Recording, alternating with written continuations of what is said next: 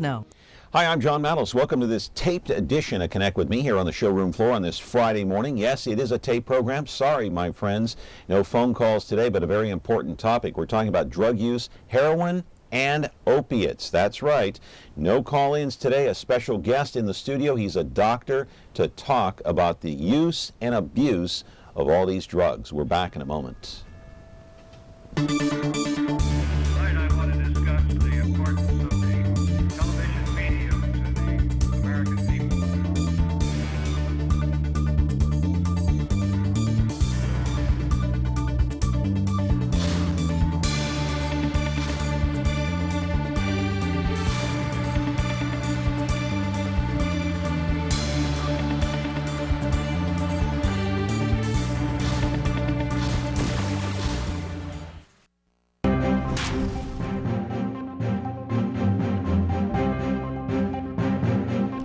And welcome back here to the program on Connect With Me on Me TV Fresno, as usual. Unfortunately, my friends, this is a taped program on this Friday morning, so no phone calls, but a very important topic. We're talking about drug use and abuse. But before we do that, I do want to bring up a couple of things. And that is that on Monday, here on Connect With Me, Stephanie Barusian and her photographer will be here in the studio live. That'll be a live program to talk about her trip to Armenia in commemoration of the 100th anniversary of the Armenian genocide. That'll be coming up on Monday, so you'll be able to call in and talk to Stephanie live here on the program. Hey, the other thing is Game 5 of the NBA Finals will be Sunday night at 5 or 5:30. I think tip-off will be around 5 o'clock at Oracle Arena at the Oakland Coliseum. It used to be the Oakland Coliseum, and you know, the Warriors trying to hang on and win the NBA title against the Cleveland Cavs. Okay, to our program today, which is a tape program, and that is talking about drug use and abuse. You might recall just last month, Flint Anderson was on the program here talking about heroin use, and it was on, and it is on the rise here in the Central Valley. Anderson is the executive director of PAIN. That stands for Prescription Abusers in Need. I want to go to the videotape, my friends, and show you exactly what I'm talking about. Anderson at the time reacted to a statement made by Fresno County DA Lisa Smitkamp, who claims there is a growing concern about heroin, that it can be found in every local high school here in the Central Valley. Smitkamp went on to say these drug dealers, users, and abusers are causing much of Fresno's crime and gang problem. Apparently, according to many published reports, heroin use is on the upswing all across the country, especially in Maryland and Vermont. It also reached the highest levels of the Fresno Police Department when Deputy Police Chief Keith Foster was busted by the feds earlier this year. Now, proof to back it up, look at the stats right here. According to the NIDA, the National Institute on Drug Use, there are some 2,000 senior students in the Central Valley who have used heroin at some point during their life. Even more alarming, we'll change that over. Hey, the NIDA goes on to say that at least 20,000 students reported that they have used or are using opiates. That would be prescription pills. Live in our studio right now is Dr. Jason Crow of the Aegis Treatment Centers right here in the city of Fresno. He sees the victims of drug use on a regular basis, treats them, helps them, consoles them. He knows all about heroin and opiates. Sorry again, this is a tape program here on a Friday morning on Connect With Me. No phone calls. We'll be back with the doctor and our topic today in just a moment.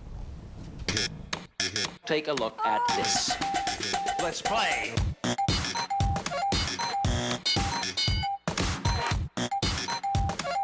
This is too hip for you. I'll slow down. Let's play. Watch all your favorite classic game shows on Buzzer TV, KVBC Digital Channel 13.7.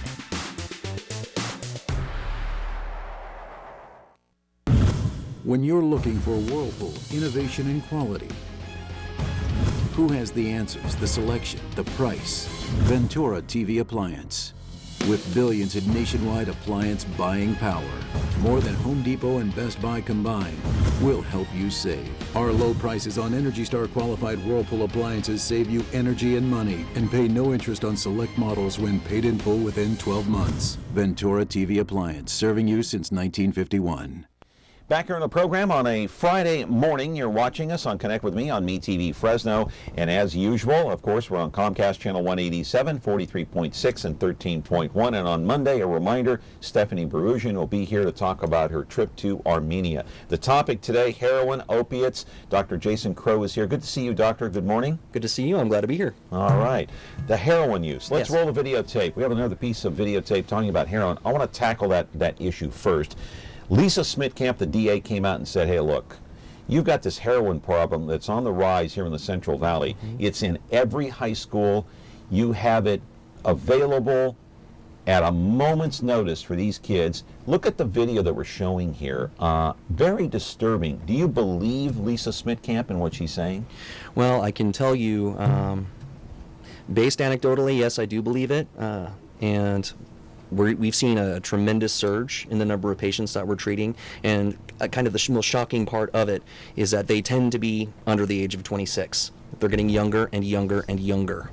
The other thing that we do know is, you brought up that NIDA data. The estimate is there, and it's pretty solid across the national board. It's on the rise for a variety of reasons. The good news a bit, though, is that it's kind of plateaued off, but still, you've got to admit, it's shocking to all of us to think that 20,000 of our own students may have already started walking down the road of opiate use. That's crazy. But look at this video. This is very disturbing. This is how someone uses heroin, and it's very hard to get off this stuff. Yeah. What are some of your guesses, or your best educated guesses, being a doctor, Sure. as to why this heroin use is on the rise here in the Central Valley? Well, in terms of the Central Valley, first we have to look at the national picture, and part of this is, in the past 10 years, we've seen a tremendous upsurge in the prescription of opiate painkillers. And this occurred for a variety of reasons. But because of that, what we are now faced with is people getting involved with painkillers, the painkillers being difficult to get or expensive, and as a result, people resort to heroin use. It's actually far easier to get in many cases than prescriptions. Cheaper? Much cheaper, much cheaper. I can tell you, for my average patient that's addicted to OxyContin, for example, which is a very powerful painkiller, they're spending upwards of $60,000 to $70,000 a year on the drug itself. Are you kidding me? Nope, not kidding. Whereas heroin, if we're looking at more average heroin use, maybe upwards of $15,000 a year. So you're talking about, if somebody is on a painkiller, like say OxyContin, so they're spending upwards of $70,000 a year, and where are they getting correct. this money? They're getting it through crime, typically. And one of the things with all of our patients I discuss is, everyone's got a hustle. And that hustle basically is the way that they get their substance to use. It can be legal, it can be illegal, but everyone's got one. Wow, that is simply truly amazing. Now, you know Flint Anderson, he is the executive director of Pain. Yes. And of course, he's been here on many occasions talking about this, and he goes around and he does speak to students. Sure. Now, and he tries to help them. What do you do at the Aegis treatment centers to try to help those patients as a doctor? And when they're coming in for help, what are they asking for? Are they asking to get off cold turkey? Do they have to go through a drug treatment program? Give us the step-by-step process. Okay, well, Aegis is one of many different kinds of treatment out there. It's the one that's based on the best research evidence that we have. And that research suggests that medication-assisted treatment, and the key word there is assisted treatment, as well as behavioral health treatment, is the best combination to combat an opiate issue. And the nature of opiates are so that they really end up hijacking very important parts of the brain. And once enough of the hijacking has taken place, willpower kind of goes out the window. What we end up with is a system that we use to tell us when we're thirsty, when we're hungry. We're relying on an outside substance to take care of that. Okay. And what we do in terms of treatment is, the first step is to meet the patient where they're at. And what I mean by that is, sometimes there's a lot of complications going on in that person's life. So at Aegis, we we use medication-assisted treatment. We use methadone as well as buprenorphine, and people typically know of buprenorphine as Suboxone, in order to stabilize that person's brain. In this case, we're looking at a brain disease, so we have to medically treat the brain disease. Once we do that, we can stabilize somebody so that we can focus on the rest of the things that got them into an opiate addiction, kept them into an opiate addiction. When you say brain disease, Right. they're craving that heroin or that opiate? Is that what the brain is telling them? They're just craving it. Yes. They have to have it. Yes, absolutely. So when I was bringing up the part of the brain dealing with thirst and water, Yeah. that's the same part that essentially is involved with the opiate use. So So they're craving opiates like you and I would be hungry for perhaps a salad or a burger. you can think of it more like being hungry or being thirsty for water Okay. without having it for 2.5 days. Okay. So Wow. I hate to put you on the spot, but what would you say you'd be willing to do for water if you hadn't had any for 2.5 days? I mean, yeah, I know. You know, I mean, and- almost anything, right? Honestly, Close to anything. Honestly, but- I've asked that question numerous times, and I have yet to have a different response. It's always pretty much anything. That's the kind of part of the brain that we're talking about. So it's not a willpower issue anymore. As far as the brain concerned, it's a survival So issue. how do you treat that? Well, there are a variety of ways. The way that we actually approach it is through the use of the medication-assisted treatment. The brain cells are expecting a certain substance. What we have in terms of methadone or buprenorphine is a substance that functions like the heroin or the OxyContin or the Percocet, but it doesn't have nearly the levels of risk associated with them. So you give them some kind of medication, Yes. which is called, Methadone okay, or buprenorphine. okay, those are the two, and they serve as a substitute? Yes, they serve as kind of the surrogate to the other opiates, Okay, right? but not as strong. Not as strong. So They have you're- different. You're weaning them off slowly, is Right. what you're saying. Right. Well, that can actually take place in a variety of ways as well. If there's enough damage, let's say, done to those systems at the smallest level, at the cellular level, then it's not unusual that we will have patients that are going to require methadone for the rest of their lives. Now, I think it's important to point out every human on the planet has an opiate in their brain, right? That opiate that everyone has, including any babies, children out there, is endorphin. What happens when we start using the opiates is we take an outside substance and we basically trick our brain into thinking that it has enough of it at any given time when it doesn't. It stops Okay. making its own endorphins. And what we end up with is we have to seek something from the outside world to regulate something that usually just takes place inside of us.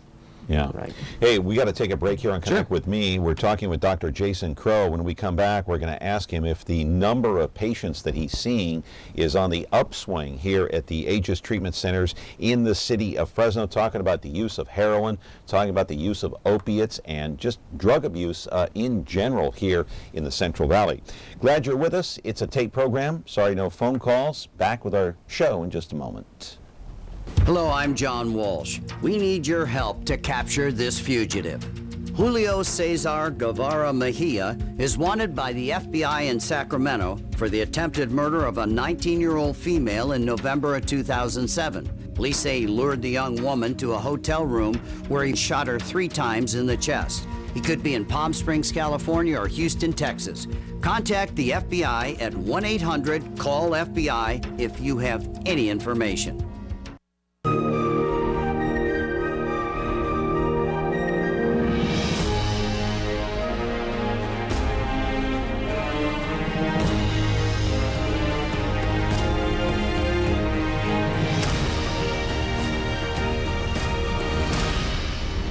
You can find movies on over-the-air channel 13.3.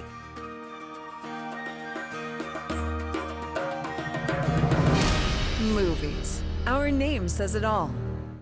Back here on the program on Connect with Me on MeTV Fresno, a taped program on this Friday morning, and a reminder that Stephanie Barusian is going to be here on Monday morning with their photographer to talk about that trip to Armenia and commemorating the 100th anniversary of the Armenian genocide. So look forward to that show. And by the way, that's not a tape program. It'll be live. You'll be able to call in, unlike our show here today. Talking with Jason Crow. He is a doctor at the Aegis Treatment Centers in the city of Fresno, and the number of patients that you're seeing, has that gone?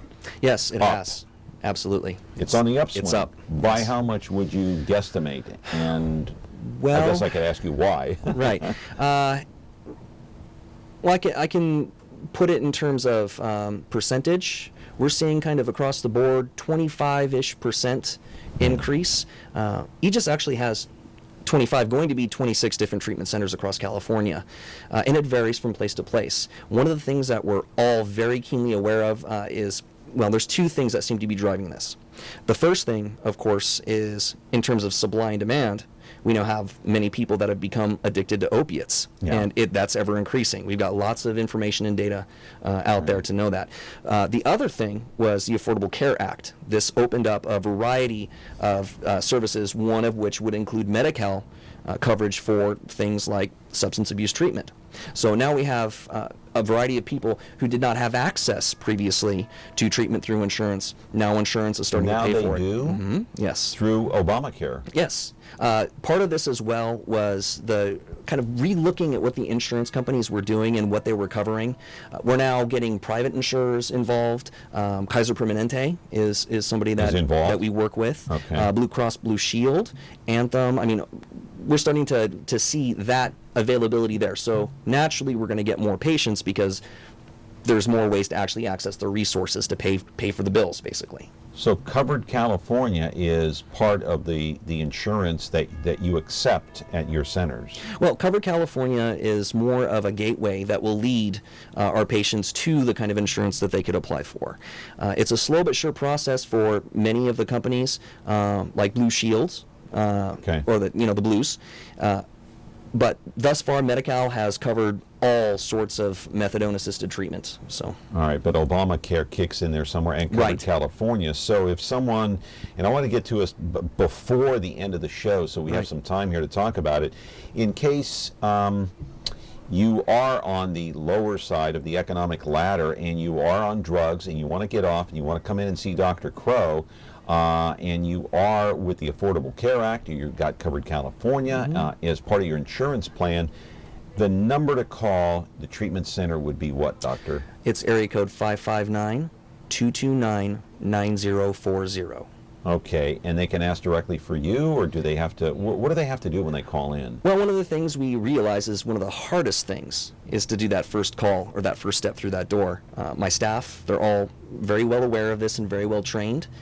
Give them a call and we'll help you from there.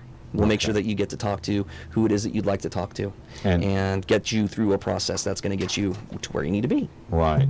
And I want to ask you, because we talked before the break here in the first segment about using the two drugs to try to wean these people off these opiates and heroin. Why not just go cold turkey? Well, essentially what we're looking at, if you think about it biologically, again, I was kind of talking about the thirst system and how that gets hijacked. You mentioned water. Right. Okay. What we're looking at is a race against time. The longer someone goes without water, the more desperate they're going to become for water. That is oftentimes exactly what someone who is addicted to opioids is experiencing. So there are certainly those that discontinue it and are able to stay that way. However, if an opportunity arises and they're able to go find an opiate, they're likely going to. The withdrawal symptoms from not having the opiates, once you've become dependent on them, are extremely severe. You can think about them, I've heard them described in a variety of ways, but you can really think about them easiest, I guess, as the absolute worst flu you've ever experienced. Yeah, so the fact of the matter is that people, I mean, you mentioned heroin and it being cheap, but how does drug use usually start? Because when Flint was here, he was saying it starts small. It could start with a drink. Yes. It could start with maybe you go to a party and they got some pills and you start popping a few here and there. But usually, does it start with alcohol? It can start in a wide variety of ways. It's very complex. But what I can tell you, especially in terms of opiates, right, the trajectory usually starts with one of three things. Which are? Opiates are all painkillers. So we start with working with physical pain, right? So you get a tooth extraction maybe. You get some Vicodin. Doesn't mean everyone that does this is going to go down this path, but my hundreds of patients have told me kind of how that worked for them. Okay. The second thing would be emotional pain. You have a major tragedy in your life. You have severe trauma, death in the family. It's a painkiller. Opiates do not discriminate. all pain. And the third one I call social pain. Social pain also would include things like, I just party with it. My friends do it, therefore I do it as well. What But it about can also depression or isolation? self-medicating is frequently an issue with any of the substances of abuse, including opiates. But the trajectory usually is, yes, it starts small. A person, let's say, has a toothache, they take a pill, and they realize the pill is doing exactly what it's designed to do. Can All it pain's start with a gone. joint? Smoking a joint? It could. It's complex enough. It could start with anything, right? That's it. We've tried to figure out the whole gateway scenario, whereas previously, especially in the 90s, we were seeing marijuana, for example, being a gateway that leads to all sorts of other substances. What we're actually seeing now is it seems to be more that opiates start the process and stay the process. So we start with Vicodin, maybe. We have a bad day. We have a breakup. And we remember what it felt like to have the Vicodin in our system. That reinforces us. Now we're using it for emotional pain. Over time, what we end up doing is we find people that also use the opiate. That reinforces us. It helps us. It gives us a resource to find more opiates.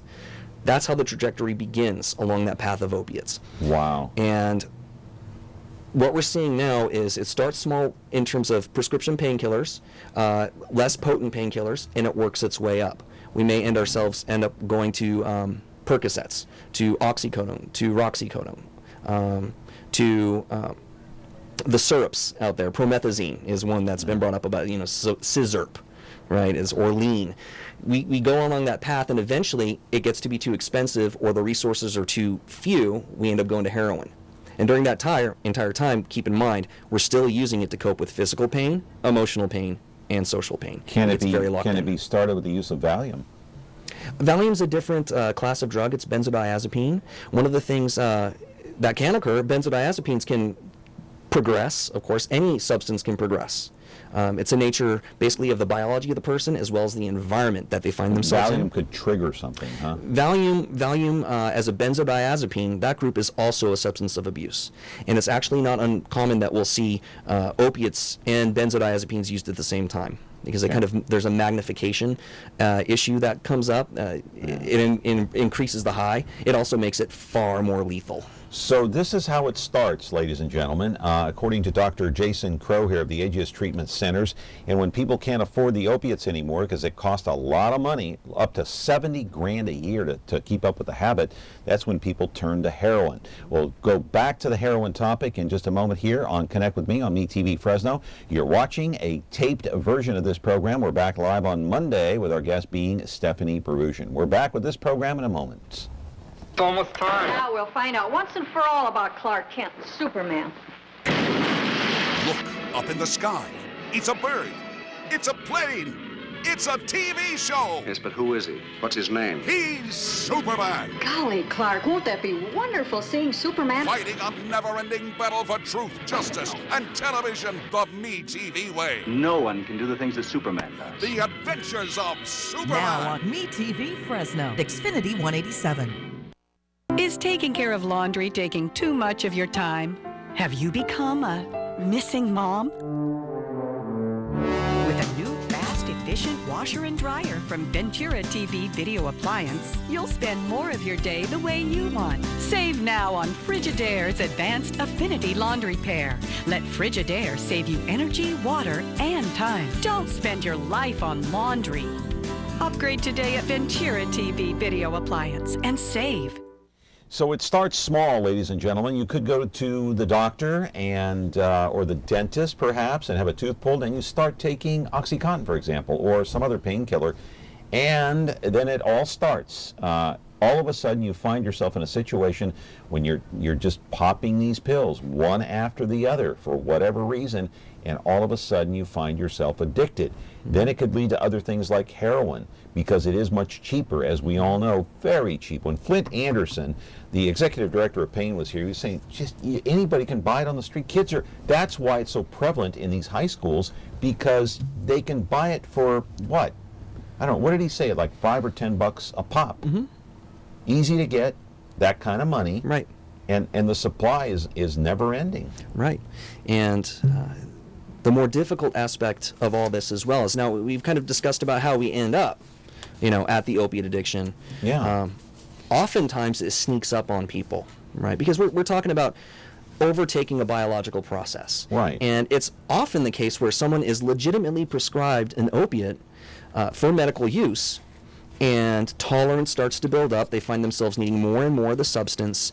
They may discontinue it and suddenly experience withdrawal symptoms, not even realizing they would ever. I didn't think this was a problem that has happened overnight. This does sneak up on you. Right. You're taking OxyContin for whatever reason, innocently, and all of a sudden you wake up one day and you're popping pills. Right. For whatever reason. Right. And essentially it's not a misnomer out there is that it's all about getting high.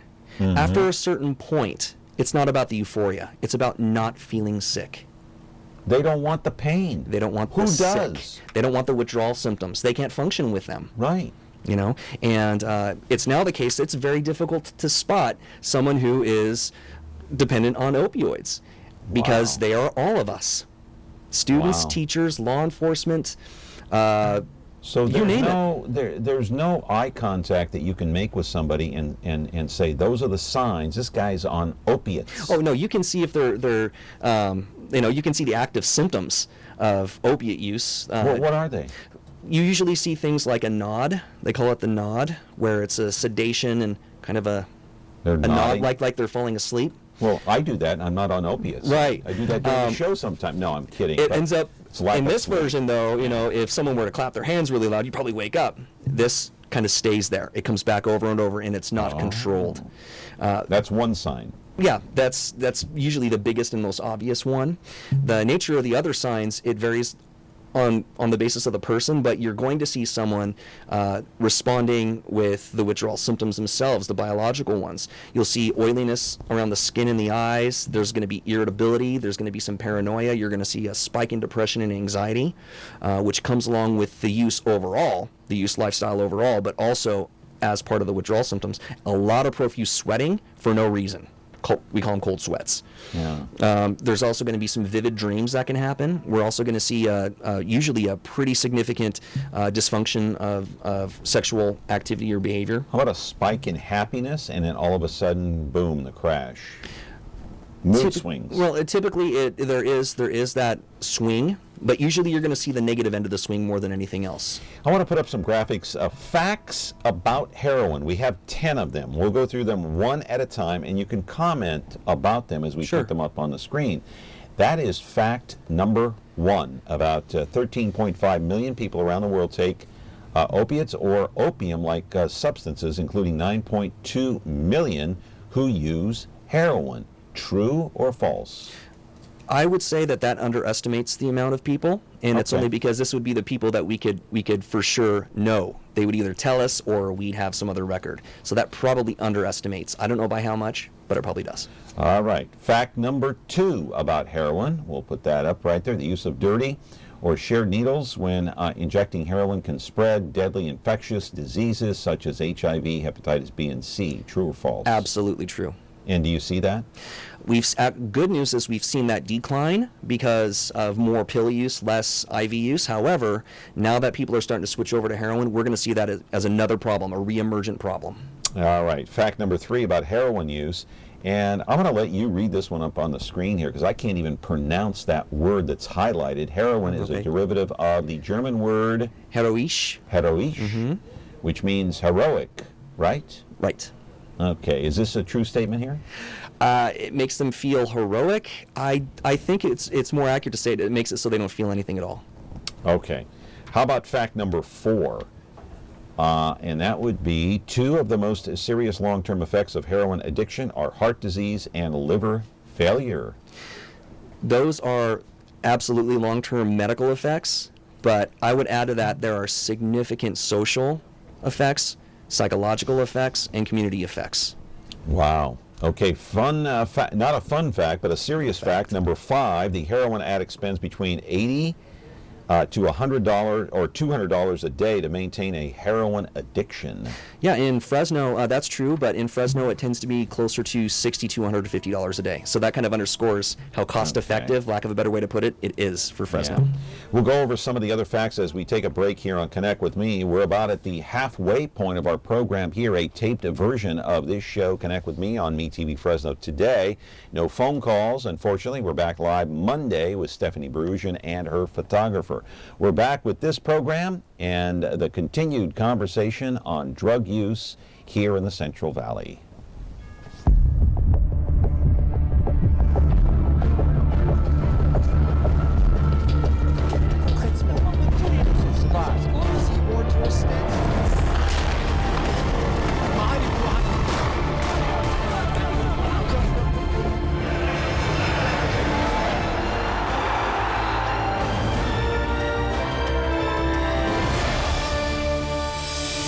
Euronews, must-watch news channel in Europe.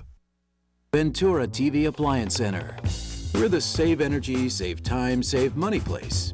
The Energy Star qualified #1 rated high-efficiency Cabrio from Whirlpool Place. You heard right. Right now, save big on select Whirlpool Cabrio laundry pairs and pay no interest when paid in full within 6 months. At the hometown low price, think outside the big box place. Since 1951, Ventura TV Appliance Center. We're working hard to be your place. We need help to find this missing child. Delano Wilson was 1 month old when he went missing. He was last seen in Indianapolis, Indiana, August 27th of 2014. If you have any information, please call the National Center for Missing and Exploited Children at 1-800-THE-LOST. That's 1-800-843-5678. Please help bring Delano Wilson home. Tune in to Heartland for the best in true country music. Relive vintage specials, one-of-a-kind concerts, and country music's earliest videos. Heartland is the heart of country. The only place where you can find country music, country stars, and country lifestyles 24/7. Heartland, the heart of country. Now on channel 13.2.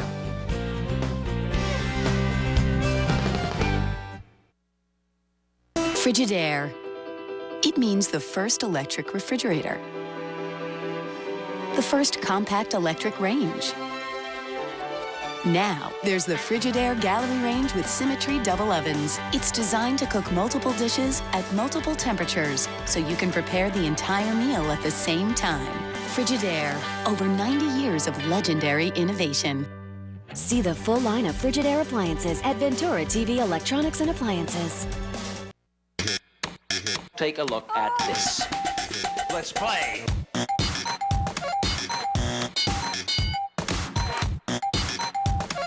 This is too hip for you. I'll slow down. Let's play. Watch all your favorite classic game shows on Buzzer TV, KBBC Digital Channel 13.7.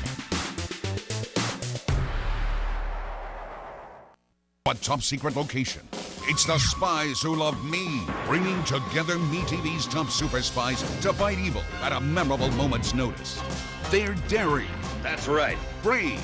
Now what are we gonna do? The best we can. Suave. Does that apply to me, Oscar? Possibly. And smart. The yellow finger in the gun trick. Maxwell Smart. MeTV Fresno, channel 43.6 and Xfinity 187.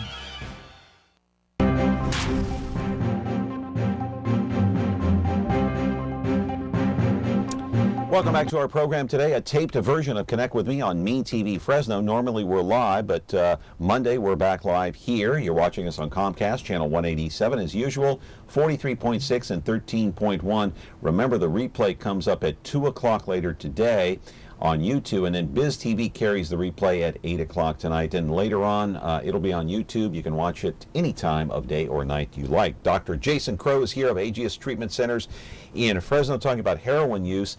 And let's put up fact number 6, Dr. Crow. All right. And check that out. In 1898, the typical drug addict in Britain was a middle-class woman in her 40s. Today, it's an 18-year-old male.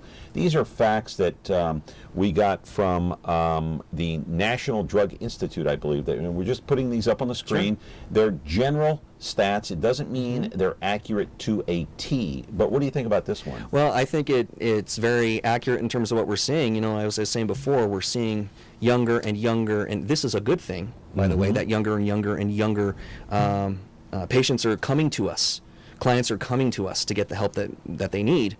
But yes, it looks like it's getting younger and younger. Yeah, how about fact number 7? Heroin can be sniffed, smoked, or injected. People who use it describe a feeling of warmth, relaxation, detachment, with a lessening sense of anxiety. Is that true? It can, of course, be applied in all those different ways, and you hear it described in many different ways as well, but there is an intense euphoria. And that's basically every endorphin you have in your brain getting dumped at once. So, the system of pleasure applies all at once. Yeah, it's all of the above, I guess it seems like. And everybody likes to, lessen the sense of anxiety, because we all have a sense of anxiety during the course of the day, in our life in general. We all experience some sort of anxiety. So, in your opinion, how do you take care of that anxiety without becoming a drug addict? With this one, again, it's that complex. To each their own and in different ways. The thing we know is some of them are bad ways, and by bad I just mean maladaptive. They do things that harm ourselves, our families, our health-wise, financially, so on and so forth. There are also ways that are adaptive. Oftentimes it's striking that balance between the two. Unfortunately, some of the ways that we can use to cope, there's really no balance. Ends up being an all or nothing game. This would include substances of addiction and abuse. Yeah, but we can turn to something like maybe yoga to try to relax. Exercise in particular is one of the ways that you kind of capture your own endorphins. So those own inside opiates that we have, that's the runner's high. That's exactly what that is. It's a release of endorphins. All right. Fact number 8. Some of the common street names used by dealers. There they are right there. There's the list. I guess you know all the street names. Probably, off the top of your head, right? Not quite, but I can tell you we actually have a dictionary of known street names, and it's several hundreds of pages long. Yeah. So the names are there essentially as code more than anything else, and also as part of the culture. So they just keep changing them. All right. Fact number 9. The primary producers of heroin are located in a few regions around the world: South America, Southeast and Southwest Asia, and Mexico. Afghanistan produces most of the heroin. True. That is true, but what I am seeing, and I could be wrong on this, but what I'm seeing is Mexico is starting to take that over. The cartels are taking it over in terms of black tar heroin, as opposed to the powdered version that comes from Afghanistan. And if you think about it like a business, it makes sense. Doesn't have to travel as far, less risk, so on and so forth. Yeah. How about fact number 10? This is the final one. Heroin is a highly addictive drug, as we all know. It is processed from morphine, which is naturally occurring. It's a naturally occurring substance extracted from the seed pod of the Asian opium poppy plant, like, say, in Afghanistan or anywhere else. Right. Yeah, the first way that we got heroin was through the poppy, or the first way we got any opiates was through the poppy. Even in history, we know this is a many thousands of year old problem, the lotus eaters and so on and so forth. But yeah, originally we get this from organic means. Morphine is a part of heroin, but heroin is not morphine. They're slightly different. All right. So you talked earlier in the show, in the first segment, I believe, about the ages of some of these people that you're seeing at the treatment centers under the age of 26. How many are under the age of 18? We do not treat patients under the age of 18.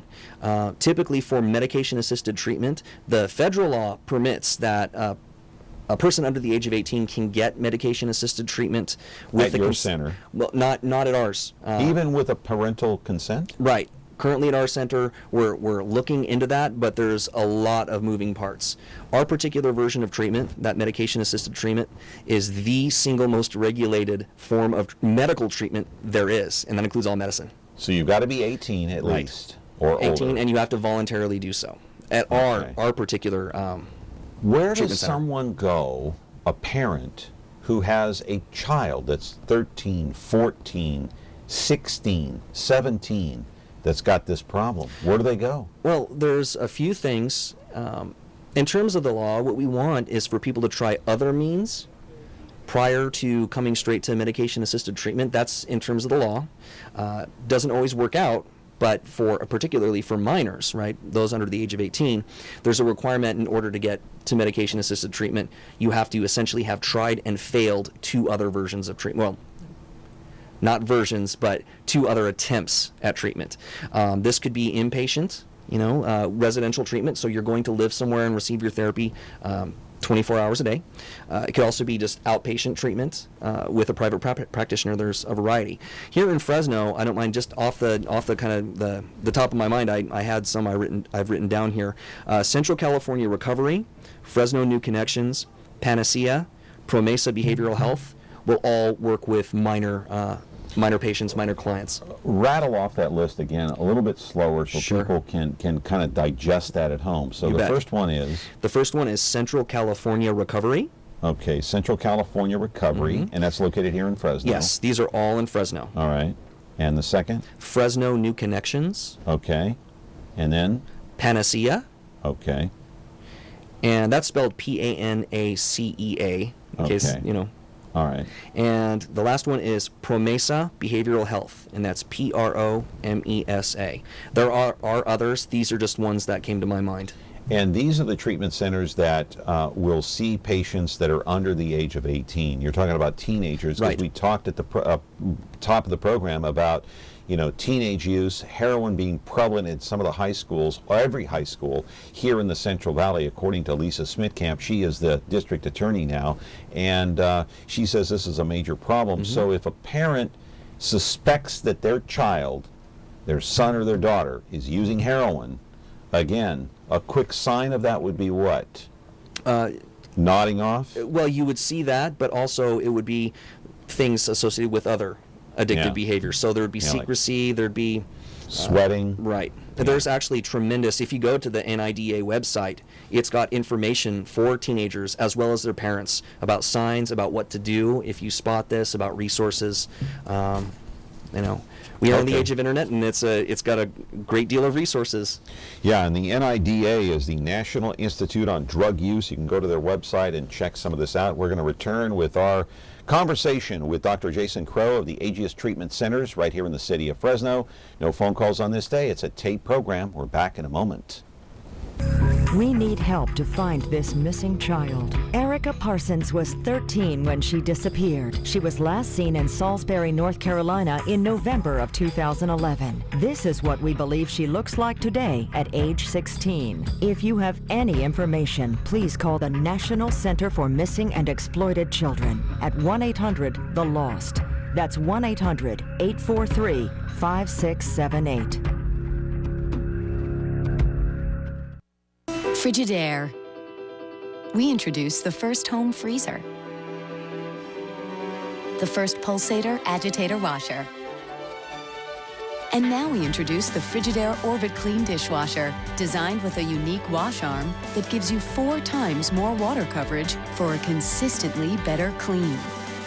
Frigidaire, over 90 years of legendary innovation. See the full line of Frigidaire appliances at Ventura TV Electronics and Appliances.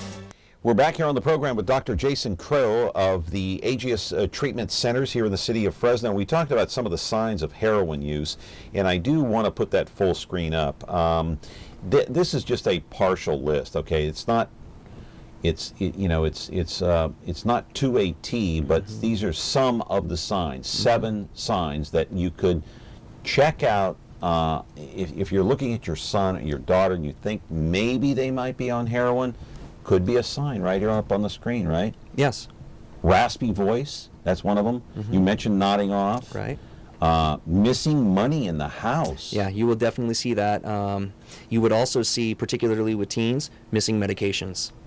Oh boy, and then of course being agitated. Right. Smoking heavily. By the way, number one way to protect yourself is to ensure that your medications are locked up. Yeah. I can't emphasize that enough. Yeah, and me having to, our audience already knows because I've talked about this 1,001 times, so you might want to cover your ears real quick. I'm a heart patient because I've had 2 stents put in, so I do take medication. Right. I guess I should lock those up. I do have teenage kids. Yes, and if anything else, it's better safe than sorry. It's a good way to stave off some of the curiosity. Yeah. It's also been recommended, and it's a valid recommendation, that keeping them in medicine cabinets is probably not the best place to keep them, even if it's locked, because that's the obvious place that someone would go to look. Right. All right, some full screens up on heroin withdrawals. This is interesting here. Take a look at the list here. feeling of wanting to die, cold sweats, feeling of freezing, skin feels like it just doesn't fit on your body, feeling of wanting to jump out of your skin, if you will, and then sleep deprived, constipation. I mean, I've heard of heroin patients, going through these withdrawals. They don't sleep for days. Is that true?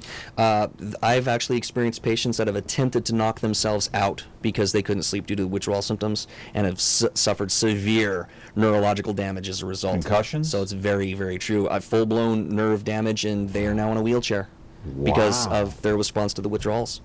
Wow. The feeling of wanting to die. Yes. I've heard it actually punctuated a bit. It's not just wanting to die, it's feeling like I'm about to die.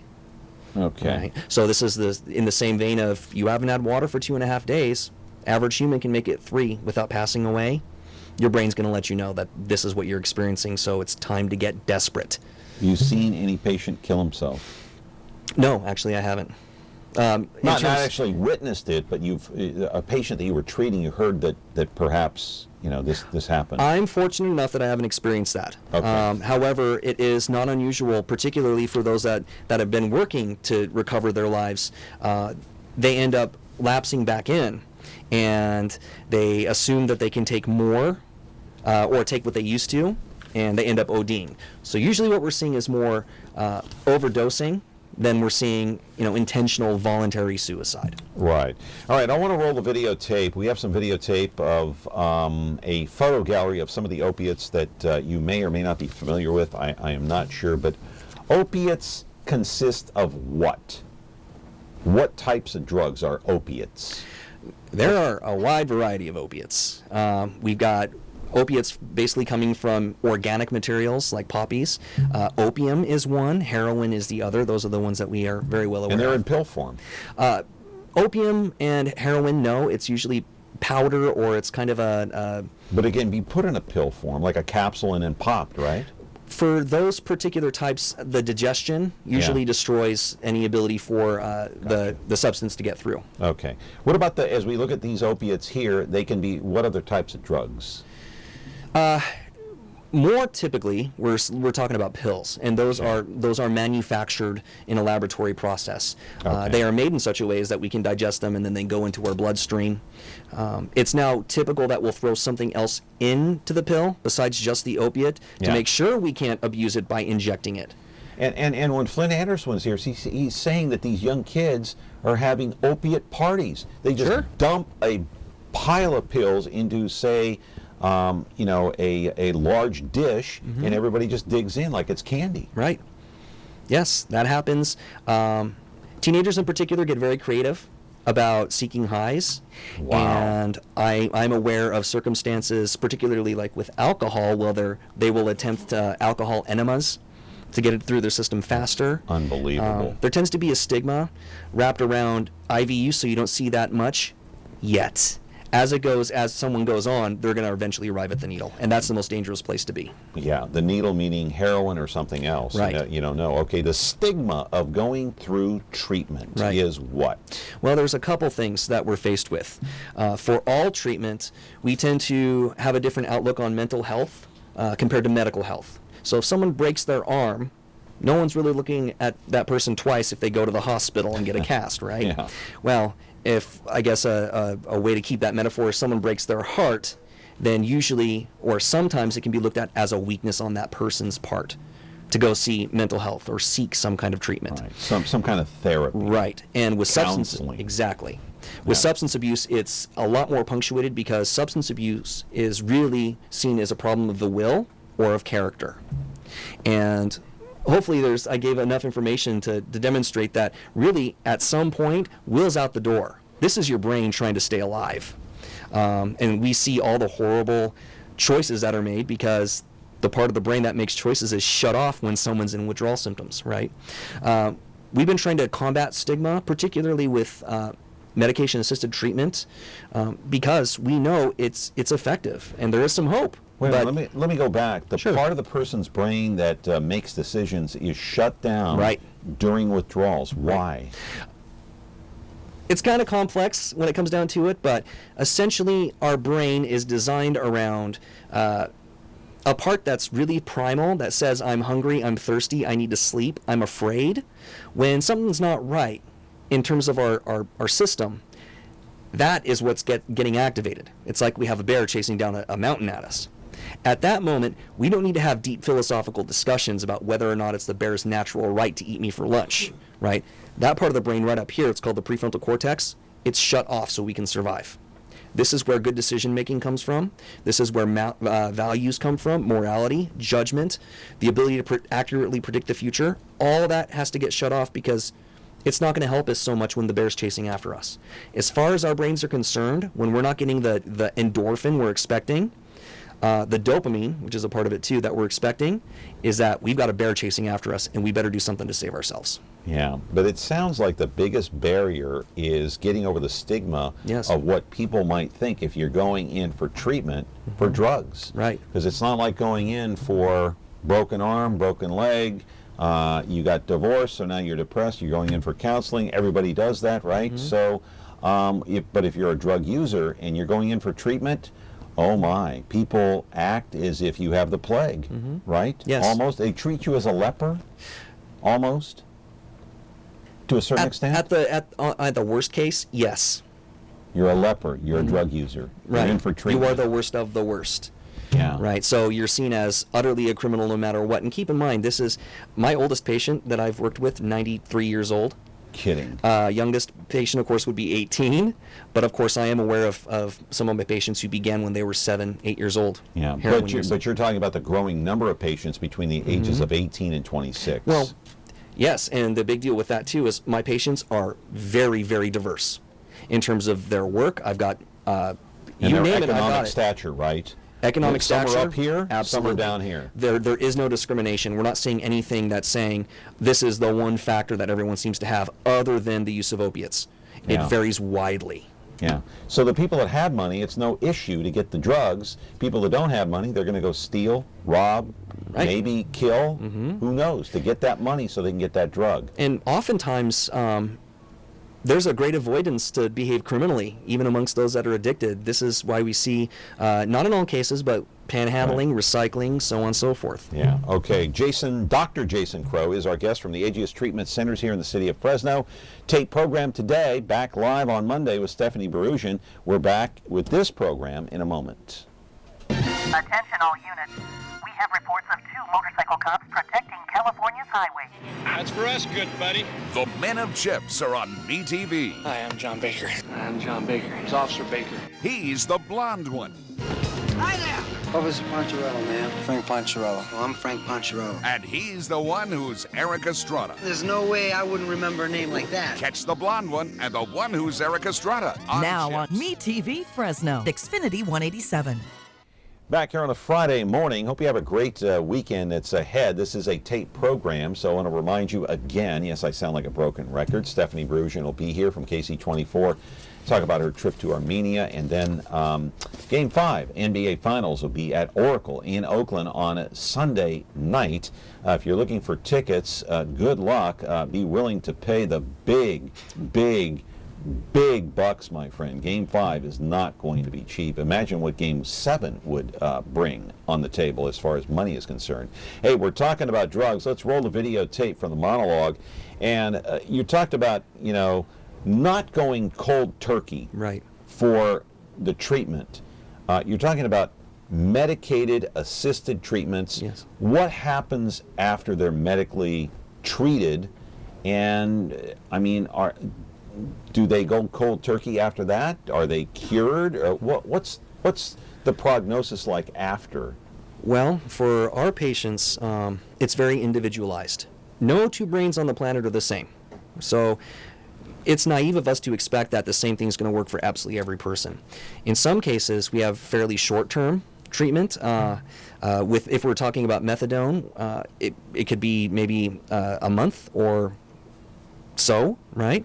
But essentially what we do is we try to stabilize the brain so it's getting the amount that it needs, and no over-sedation, no using of too much, but also no withdrawal symptoms. Once we achieve that, we can slowly but surely taper that person down on their dosage at a rate that their brain can kind of start healing, right? That doesn't work for everybody, though.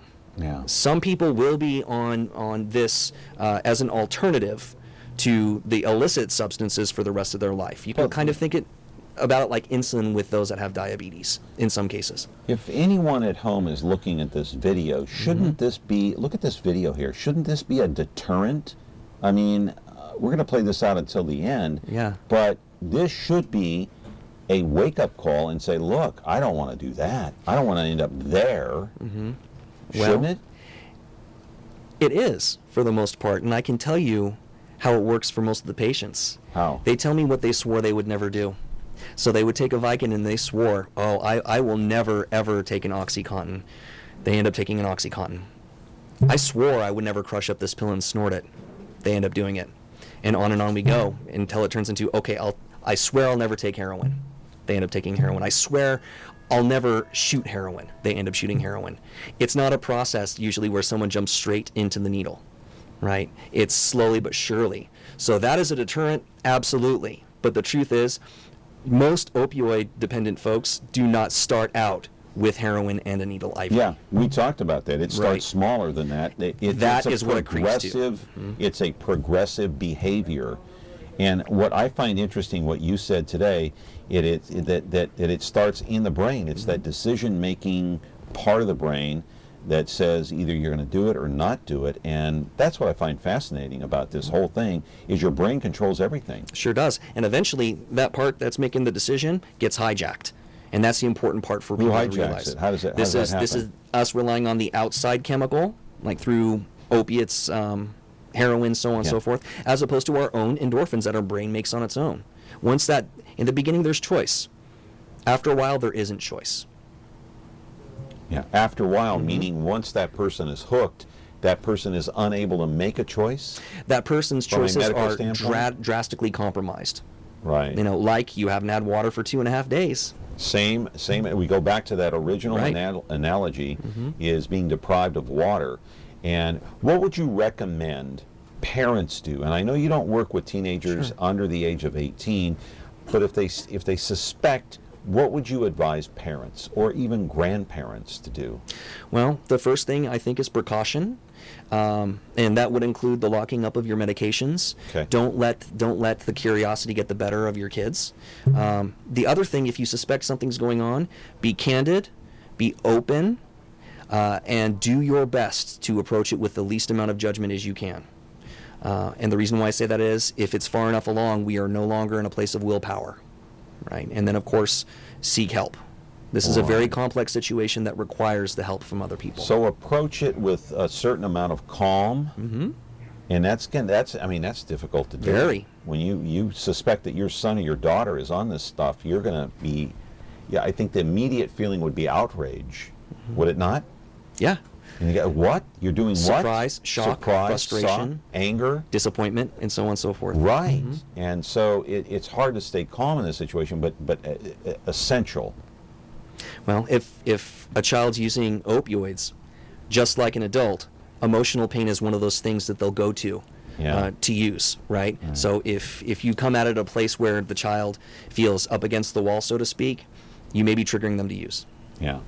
Dr. Jason Crow, thank you so much. My pleasure. I appreciate it. Come back again. Sure. During a absolutely. live show. Yeah. We'll take a lot of the phone calls. I'm sure they're interested. A lot of people interested in this program today that wanted to call in. Unfortunately, no calls today.